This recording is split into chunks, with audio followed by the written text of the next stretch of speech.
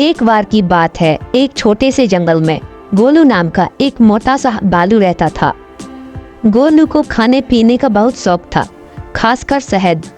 वह पूरा दिन शहद की तलाश में जंगल में घूमता रहता था। जैसे ही उसे शहद मिलता उसे चट कर जाता।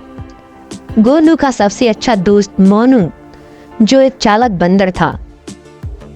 मोनू को गोलू की यह आदत बिल्कुल ही पसंद नहीं थी, क्योंकि गोलू केवल खाने के बारे में ही सोचता था और बाकी कोई काम नहीं करता था।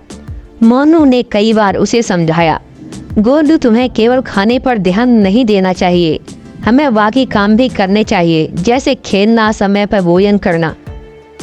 लेकिन गोलू उसकी बात को कभी गंभीरता से नहीं लिया। एक दिन मोनू ने एक तरकीब सोची। उसने गोलू को जंगल के सबसे बड़े पेड़ के पास ले जाकर कहा, गोलू मैंने सुना है कि इस पेड़ के ऊपर बहुत बड़ा शहद का छत्ता है, लेकिन इसे पाने के लिए थोड़ी मेहनत करनी पड़ेगी। अगर तुम इसे पा लेते हो तो तुम्हारे पास इतना शहद होगा कि तुम साल भर भी खा सकोगे। गोलू की आंखें चमक उठीं। वह तुरंत पेड़ पर चढ़ने की कोशिश करने लगा, लेकिन पेड़ बहुत ऊंचा था और गोलू में वजन बहुत ज्यादा था, इसलिए वह बार बार गिरता। हर बार गिरने पर वह थक जाता और सोचता, क्यों ना मैं मोनू की बात मान लूं और थोड़ा सा व्यायाम करूं ताकि मैं इस पेड़ पर चढ़ सकूं। अगले दिन गोलू रोजाना व्यायाम करना शुरू किया और वह दौड़ता, कूदता और छोटे मोटे पेड़ों पर चढ़ने की कोशिश करता। धीरे धीरे उसकी सेहत सुधरने लगी, लेकिन वह पहले से ज्यादा फुर्तीला हो गया। कुछ हफ्तों बाद गोलू उस बड़े पेड़ की नींद पर आसानी से चढ़ने में कामयाब हो गया और उसने शहद का छत्ता पा लिया।